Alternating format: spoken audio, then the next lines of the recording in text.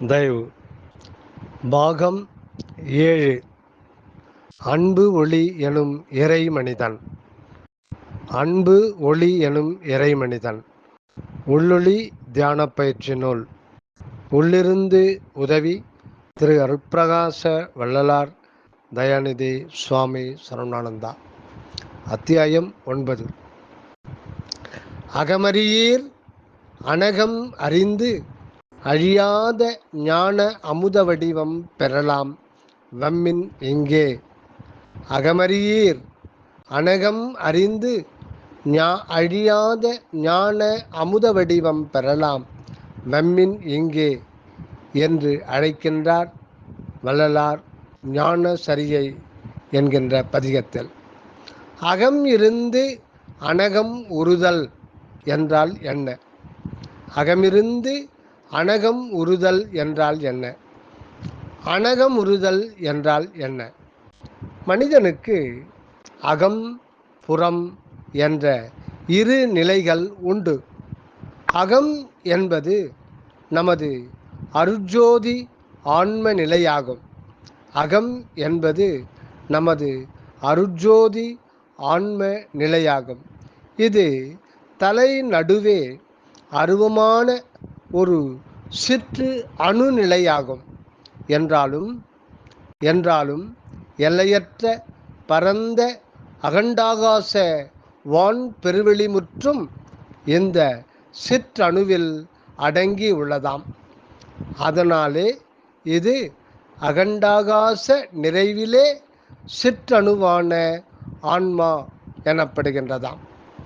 அதனாலே இது அகண்டாகாச நிறைவிலே சிற்றணுவான ஆன்மா எனப்படுகின்றதாம். இது இயற்கை உண்மையும் இயற்கை விளக்கமும் இயற்கை இன்பமும் நிறைந்த சிற்றபை என்று போற்றப்படுகின்றது.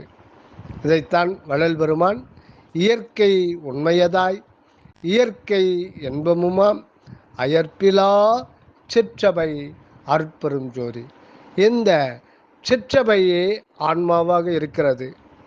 இந்த ஆன்ம சிற்றபைதான் இந்த மனிதனின் தலை நடுவே நிராதார நிலையில் விளங்கி கொண்டிருக்கிறது. இதுவே அகநிலை என்று போற்றப்படுகின்றது. இது சத்து சித்து ஆனந்த வண்ணமானது. இந்த ஆன்மா தன்னைத்தானே உணர்வதும் தன்னைத்தானே உணர்ந்து கொள்ளுவதும் ஆன அருட்ஜோதி அணுவாக உள்ளது.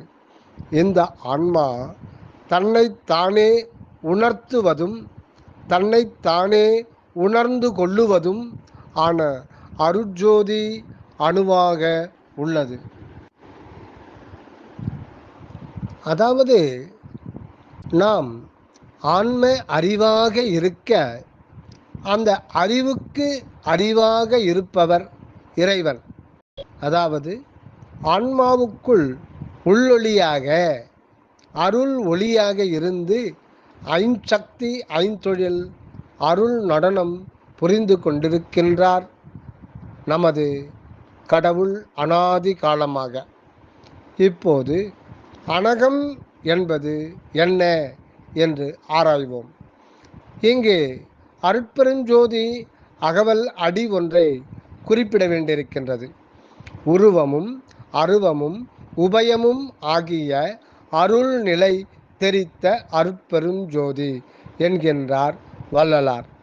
அதாவது அருவம் அருவுருவம் உருவம் ஆகிய மூன்று நிலையாக உள்ளிருந்து வெளிப்பட்டு என்றும் அழியாத இறை மனிதனாக விளங்கி கொண்டிருத்தல் அருட்பெரும் ஜோதி ஆண்டவரின் திருவுள்ளம் ஆகும். நம் தலைநடு விளங்கும் அருட்ஜோதி கடவுளான்ம அணுவே அருவ நிலையில் இருக்கும் அகநிலை ஆகும். இதுவே நம் ஆதி மூல நிலை. நம் தலை நடுவில் விளங்கும் அருட்ஜோதி கடவுளான்ம அணுவே அருவ நிலையில் இருக்கும் அகநிலை ஆகும். இதுவே நம் ஆதி மூல நிலை, அதாவது மனிதனின் அக உண்மை இயற்கை வடிவம். இந்த ஆன்ம அக அருள் நிலையிலிருந்து ஆண்டவர் தன் அனன்யமான ஜோதி நிலையை புறத்தே விரிக்கின்றார். இந்த ஆன்ம அக அருள் நிலையிலிருந்து ஆண்டவர் தன் அனன்யமான ஜோதி நிலையை புறத்தே விரிக்கின்றார். உள்ளே அருள் உணர்விலிருந்து விரிகின்ற ஜோதியே புறநிலையில் நமது உயிராக, மனமாக, உடலாக விளங்குகின்றது. இதுவே அகமிருந்து விரிந்த அனகநிலை ஆகும்.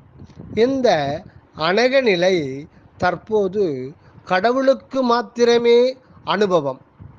ஆன்ம அகநிலையையே அறியாத நமக்கு அனகநிலையை பற்றி என்ன தெரியும்? முதலில் நாம் தேகமே நான் என்ற பொய் மாயா உணர்வு நிலையை கடந்து தேகமே நான் என்ற பொய்மாயா உணர்வு நிலையை கடந்து சதா நினைப்பு மறப்பு கொண்டு நம்மை அலைக்கழிக்கும் மன உணர்வையும் ஜீவ உணர்வையும் கடந்து ஆன்ம அறிவாகிய உண்மை அறிவு நிலைக்கு வந்து நிற்றல் வேண்டும். அந்த ஆன்ம அறிவை கொண்டு உள்ள நெகிழ்ச்சியால் உள்ளிருக்கும் திருவருளை அறியாது அறிந்து, உணராது உணர்ந்து, களவாது கலந்து அகநிலை பொருந்து நிற்க வேண்டும். அந்த ஆன்ம அறிவை கொண்டு உள்ள நெகிழ்ச்சியால் உள்ளிருக்கும் திருவருளை அறியாது அறிந்து, உணராது உணர்ந்து, களவாது கலந்து அகநிலையில் பொருந்தி நிற்க வேண்டும். பின்பு நமக்குள் நாமாய் விளங்கும் அருளே, பின்பு நமக்குள் நாமாய் விளங்கும் திருவருளே தனது ஜோதியை புறத்தே விரித்து நமது உயிராய், மனமாய், உடலாய், சூழ்நிலையாய், அனுபவங்களாய் விளங்குவதை உள்ளபடி உணர்ந்து நிற்றலே அனகநிலையாகும். இந்த அனகநிலையை அறிந்து கொண்டு நமது சிந்தனையும் சொல்லும் செயலும் அகமிருந்து அனகமாக வெளிப்படுத்தி கொண்டு வாழ்ந்து வந்தால் மனிதனுக்கு மரணமில்லா பெருவாழ்வு உண்டாகும் என்கின்றார் வள்ளல் பிரான். இதுவே சுத்த சன்மார்க்கம் காட்டும் இரவாத அனகநிலை பேரின்பப் பெருவாழ்வு ஆகும். இந்த விளக்கத்தை தெரிவிப்பது திண்டுக்கல் சுவாமி தயாநிதி சரவணானந்தா ஆவார். தயவே கடவுள் தயவுடன் வாழ்க. அடுத்து அத்தியாயம் 10. கடவுளின் பெரு வடிவும் சிறு வடிவும். கடவுளின் பெரு வடிவும் சிறு வடிவும். கடவுளுக்கு பெரு வடிவம் எது? கடவுளுக்கு பெரு வடிவம் எது? அது எங்கே, எப்படி இருக்கின்றது? இது குறித்து விரிவான முறையில் விளக்கம் பெற வேண்டியிருக்கின்றது. இந்த உலகம், அதாவது மா பிரபஞ்சம் 17,000 கோடி ஆண்டுகளுக்கு முன்பு 17,000 கோடி ஆண்டுகளுக்கு முன்பு தோன்றியிருக்கலாம் என விஞ்ஞான ஆராய்ச்சியாளர்கள் கருதுகின்றனர். இப்பிரபஞ்சம் தோன்றுவதற்கு முன்பு என்ன இருந்தது? ஒன்றுமே இல்லை. வெறும் சூன்ய வெளி மட்டுமே இருந்தது. அதாவது வெற்று இடம் மாத்திரமே இருந்தது, ஸ்பேஸ். அந்த வெற்றிடத்தில் ஏதாவது இருந்ததா? அந்த வெற்றிடத்தில் ஏதாவது இருந்ததா? இக்கேள்விக்கு கிடைக்கும் பதில் மெய்ஞானியர் தனது சத்திய மெய்ஞானத்தால் கண்ட உண்மை என்ன எனில், அந்த அகண்டமான எங்கும் முடியாத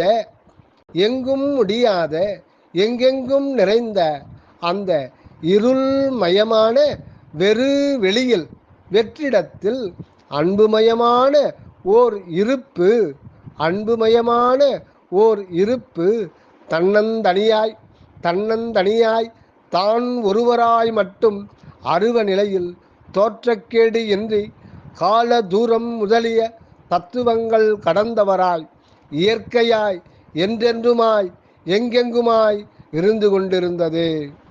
அதனையே வள்ளல் பெருமான் இயற்கை உண்மை என்கின்ற சத்து பொருள் என்று குறிப்பிடுகின்றார். இப்படி அந்த மெய்ப்பொருளாகிய கடவுள் இயற்கையிலேயே இருப்பது அற்புதத்திலும் அற்புதம், வியப்பிலும் பெருவியப்பு. இப்படி அந்த மெய்ப்பொருளாகிய கடவுள் அன்பு வெளி இயற்கையிலேயே இருப்பதுதான் அற்புதத்திலும் அற்புதம், வியப்பிலும் ஒரு பெரு வியப்பு. அப்படி அந்த எல்லையில்லாத அகண்ட பெருவெளியில் இருப்பதுதான் கடவுளின் பெரு வடிவம், அருவம் ஆகிய பெருவடிவம். இப்போது கேள்வி என்ன என்றால், அவர் ஏன் இந்த பிரபஞ்சத்தை தோற்றுவித்து இதில் அநேகம் கோடி கோடி உயிரினங்களையும் மனிதர்களையும் உண்டாக்கி வாழ்விலே இன்ப துன்பங்களை அனுபவிக்கும்படி செய்து கொண்டிருக்கின்றார்? உலக வாழ்விலே மனித இனம் அனுபவிக்கின்ற துன்பங்களை ஏட்டிலே எழுத முடியுமா? இது என்ன கடவுளுடைய திருவிளையாடலா? இப்படியான கேள்வி காலங்காலமாய் அறிஞர்கள் உள்ளத்திலே கேட்கப்பட்டுத்தான் வருகின்றது.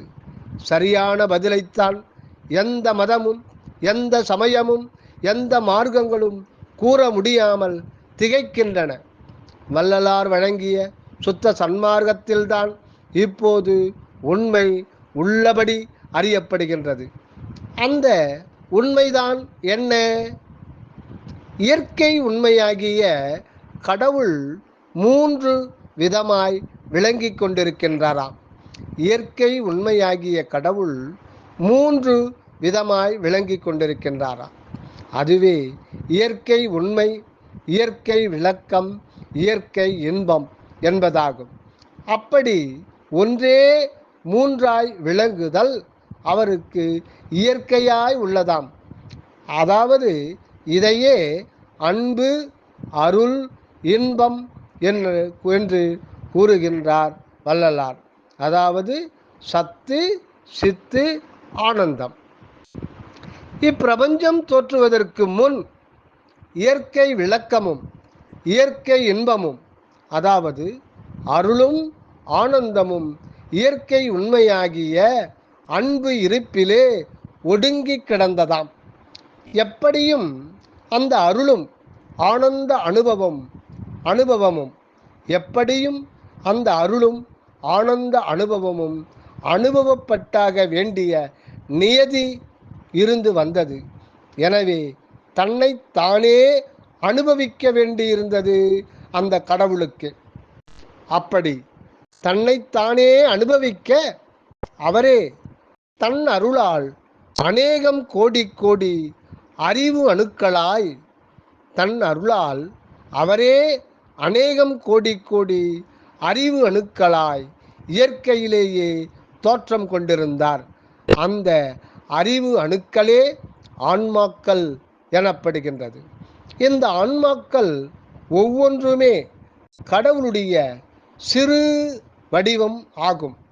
சிறு வடிவம் என்றால் வடிவம்தான் அணுத்துவமானதே ஒழிய அது அகண்டாகாச வெளியில் நிறைந்து உள்ள முழு இயற்கை உண்மையையும் பூரணமாக தன் அகத்தே கொண்டதாய் விளங்குவதாகும். எனவேதான் இது அகண்டாகாச நிறைவிலே சிற்றணுவான ஆன்மா என்று தயாநிதி சுவாமி சரவணானந்த அவர்கள் மொழிகின்றார்கள். இந்த ஆன்மாவிற்குள் கடவுளே தனிப்பெரும் கருணை வண்ணமாய் விளங்கி கொண்டிருக்கின்றார். எனினும் இந்த ஆன்மாக்கள் இயற்கையிலே அறிவு விளக்கமின்றி அஞ்ஞானம் என்கின்ற பாசாந்தகார இருளில் தன்னை அறியாது ஆணவம் என்கின்ற மலத்தால் கட்டுண்டு கிடந்தன. இந்த இயற்கையான ஆணவ மலத்தை நீக்கிக் கொண்டு என்றென்றும் அருள் இயற்கை இன்பானுபவத்தில் என்றென்றும் அருள் இயற்கை இன்பானுபவத்தில் திகழ ஆண்டவர் திருவுள்ளம் கொண்டார். இந்த இயற்கையாகிய ஆணவ மலத்தை நீக்க இயற்கையில் செயற்கையாகிய மாயா மலத்தையும் செயற்கையாகிய கண்ம மலத்தையும் சேர்க்க வேண்டியிருந்தது. அதற்காகவே இந்த பிரபஞ்சத்தை தன்னருளால் அகமிருந்து விரித்து ஆன்மாக்களை பூத பௌதிக பிண்ட உடலில் பிசிக்கல் பாடி பிண்ட உடலில் வரவழைத்து புறம் இருந்து சிறிது சிறிதாக அறிவு அனுபவத்தை ஏற்படுத்துகின்றார். முதலில் ஓரறிவு தாவர வர்க்கம் தொடங்கி ஈரறிவு, மூவறிவு, நான்கறிவு, ஐந்தறிவு என கோடிக்கணக்கான தேகங்களிலெல்லாம் செலுத்தி செலுத்தி புற இன்ப துன்பங்களை அனுபவிக்கச் செய்து பிறகு ஆறறிவாகிய மனித பிறப்பில் ஆயிரம் ஆண்டுகளாக மன அறிவை பக்குவப்பட வைத்து இப்பொழுதுதான் இந்த தருணத்தில்தான் தன்னைத்தானே உணர்கின்ற சூழ்நிலையை ஏற்படுத்தி கொடுத்துள்ளார் இந்த மனிதனுக்கு. இந்த உண்மையை சுத்த சன்மார்க்கத்தின் மூலம் இப்பொழுது அறிகின்றோம். இனி ஆன்ம அறிவை கொண்டு அருள் உண்மையை அறிந்து கொண்டு ஆணவம், மாயை, கண்மமலம் எல்லாம் திருவருளின் மாற்ற தோற்றமே எனக் கண்டு அதுவே இப்பொழுது சுத்த சன்மார்க்கத்தில் ஞான தேகமாகவும் பிரணவ தேகமாகவும் சுத்த தேகமாகவும் ஆக்கப்பெற்று எல்லையில்லாத நெடுங்காலமும் அருட்பெரும் சுகத்தை அனுபவித்து கொண்டே இருக்க ஆணை செய்யப்பட்டுள்ளோம். இந்த விளக்கங்களை நமக்கு வழங்கியவர் திண்டுக்கல் சுவாமி தயாநிதி சரவணானந்தா அவர்கள். தயவே கடவுள், தயவுடன் வாழ்க. அருட்பெருஞ்சோதி அருட்பெருஞ்சோதி தனிப்பெரும் கருணை அருட்பெருஞ்சோதி.